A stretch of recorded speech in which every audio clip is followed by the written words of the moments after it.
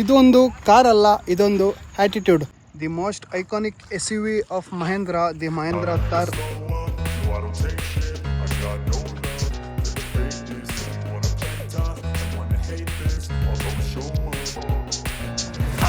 Slow up, no I don't take shit, I got no love for the fakeness. If you wanna play tough and wanna hate this, I'll always show up and make a statement. I don't ever slow up, no I don't take shit, I got no love for the fakeness. If you wanna play tough and wanna hate this, I'll always show up and make a statement. Everything I do 2026 4x4 ಇದು. ಆಚೆಯಿಂದ ಬಂದರೆ ತುಂಬಾ muscular look ಕೊಟ್ಟಿದ್ದಾರೆ. ಆ Grylls ಆಗಲಿ ಮತ್ತು ಇದರಲ್ಲಿ round headlight ಶೋರೂಮಿಂದ ಬಂದಿದೆ. ಮತ್ತು ಕೆಳಗೊಂದು ಫಾಗ್ ಲೈಟ್ ಬರುತ್ತೆ. ಇದರಲ್ಲಿ ಇಲ್ಲಿ ಥಾರ್ ಅಂತ ಸಹ ಡಿಸ್ಪ್ಲೇ ಮಾಡಿದ್ದಾರೆ. ಇದು ಅಪ್ಗ್ರೇಡೆಡ್ ವರ್ಷನ್ ಬಂತಲ್ವಾ 2026ನಲ್ಲಿ, ಆ ಥಾರ್ ಬಂದಿರೋದು. ಇದು ಗ್ರೌಂಡ್ ಕ್ಲಿಯರೆನ್ಸ್ ಜಾಸ್ತಿ ಇರಲಿ ಅಂತ 18 ಸೈಜ್ ಮ್ಯಾಗ್ವಿಲ್ ಶೋರೂಮಿಂದಾನೆ ಆಫ್ ರೋಡಿಗಾಗಿ ತುಂಬಾ ಗ್ರೌಂಡ್ ಕ್ಲಿಯರೆನ್ಸ್ ಸಿಗಲಿ ಮತ್ತು ಕಂಫರ್ಟೇಬಲ್ ಆಗಿರಲಿ ಅಂತ. ರಿಯರ್ ವೀಲ್ ಡ್ರೈವ್ಗೂ ತುಂಬಾ ಡಿಮ್ಯಾಂಡ್ ಇದೆ. ಇದು 4x4 ಆಟೋಮೆಟಿಕ್ನಲ್ಲಿದೆ. ಟಾಪ್ ಎಂಡ್ ಇರುತ್ತೆ, 4 ಮ್ಯಾಗ್ವಿಲ್ ವಿತ್ ಪೇರ್ ವೀಲ್ ಸಹ ಈ ಮ್ಯಾಗ್ವಿಲ್ನಲ್ಲೇ ಕೊಟ್ಟಿದ್ದಾರೆ. 2026 ಫೇಸ್ ಲಿಫ್ಟ್ ಥಾರಿಂದು ಇದೊಂದು ಎಕ್ಸ್ಟೀರಿಯರ್ ಲುಕ್ಕು. ಇಂಟೀರಿಯರ್ ಅಂತ ಬಂದರೆ ಇದರಲ್ಲಿ ಇದು ಥಾರ್ ರಾಕ್ಸಿಗೂ ಮತ್ತು ಥಾರ್ಗೂ ಸೇಮ್ ಇಂಟೀರಿಯರ್ ಬರುತ್ತೆ. ಮೊದಲು ಡಿಫ್ರೆಂಟ್ ಇಂಟೀರಿಯರ್ ಬರ್ತಾಯಿತ್ತು, ಈಗ ಇದು ಅಪ್ಗ್ರೇಡೆಡ್ ಇಂಟೀರಿಯರ್ ಥಾರ್ದು. ಈ ಸ್ಟೇರಿಂಗ್ನಲ್ಲಿ ಇಲ್ಲೊಂದು ಮಹೇಂದ್ರ ಬ್ಯಾಡ್ಜಿಂಗ್ ಕೊಟ್ಟಿದ್ದಾರೆ. ಇಲ್ಲಿ ಕ್ರೂಸ್ ಕಂಟ್ರೋಲ್ದು ಆಪ್ಷನ್ಸು, ಈ ಸೈಡು ವಾಲ್ಯೂಮ್ ಅಪ್ ಡೌನು ಮತ್ತು ಇನ್ಫರ್ಟೈನ್ಮೆಂಟ್ ಬಗ್ಗೆ ಸ್ವಿಚಸ್ಗಳಿದೆ. ಮತ್ತು ಇಲ್ಲಿ ಡಿಜಿಟಲ್ ಮತ್ತು ಅನಲಾಗ್ ಜೊತೆ ಮಿಕ್ಸ್ ಆಗಿರೋ ಮೀಟ್ರ್ ಕೊಟ್ಟಿದ್ದಾರೆ. ಇದು ಈ ಎರಡೂ ಅನಲಾಗ್ನಲ್ಲಿ ವರ್ಕ್ ಆಗುತ್ತೆ. ಸೆಂಟ್ರೋ ಕನ್ಸೋಲ್ ಮಾತ್ರ ಅದು ಡಿಜಿಟಲ್ನಲ್ಲಿ ವರ್ಕ್ ಆಗುತ್ತೆ. ಕ್ಲಸ್ಟರ್ನಲ್ಲಿ ಇದೊಂದು ಶೋ ಆಗ್ತಿದೆ ನೋಡಿ. ಇಲ್ಲಿ ನೀವು ಸ್ಟೇರಿಂಗ್ ಟರ್ನ್ ಮಾಡಿದಾಗ ಅದು ವೀಲ್ ಎಷ್ಟು ರೊಟೇಟ್ ಆಗಿದೆ ಅಂತಲೂ ತೋರಿಸುತ್ತೆ ಇಷ್ಟು ಇನ್ಫೋಟೈನ್ಮೆಂಟ್ನಲ್ಲಿ. ಹೀಗಾಗಿ ಇನ್ಫೋಟೈನ್ಮೆಂಟ್ ಕೊಟ್ಟಿದ್ದಾರೆ. ಈ ಇನ್ಫೋಟೈನ್ಮೆಂಟ್ನಲ್ಲಿ ರಿವರ್ಸ್ ಕ್ಯಾಮ್ರಾ ಸಹ ಸಿಗುತ್ತೆ.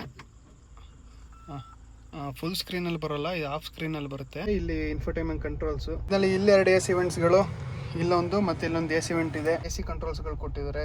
ಫಿಸಿಕಲ್ ಬಟನ್ ಇದೆ, ಏನು ಲೈಟ್ ಶೋ ಆಗ್ತಿದೆ ಅಷ್ಟೇ, ಇದೇನು ವರ್ಕಿಂಗ್ ತೋರಿಸ್ತಾ ಇಲ್ಲ.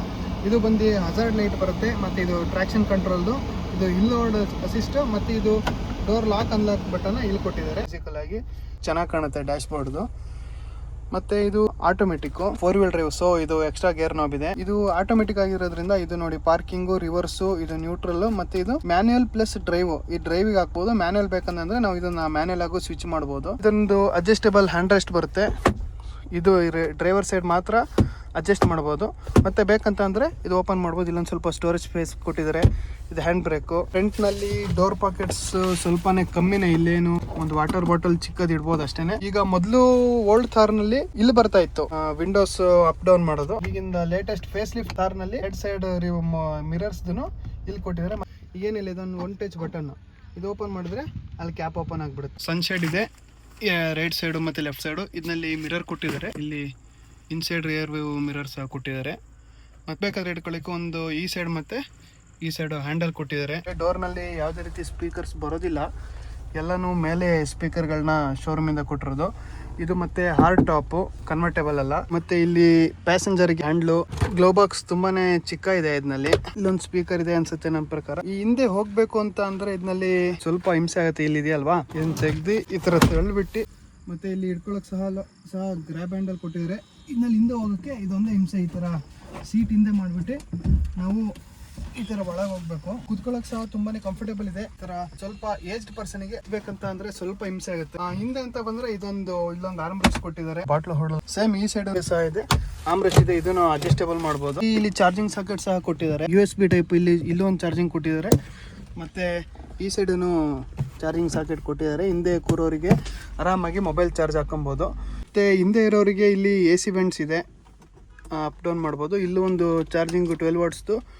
ಹಿಂದೆ ಹತ್ತಲಿಕ್ಕೆ ಸ್ವಲ್ಪ ಹಿಂಸೆ ಆಗುತ್ತೆ, ಅದು ಬಿಟ್ಟರೆ ಹಿಂದೆ ಕೂರ್ಲಿಕ್ಕೆ ಏನು ತೊಂದರೆ ಇಲ್ಲ.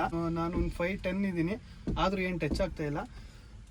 6 ಫೀಟ್ ಇರೋರು ಆರಾಮ್ ಕೂರ್ಬೋದು.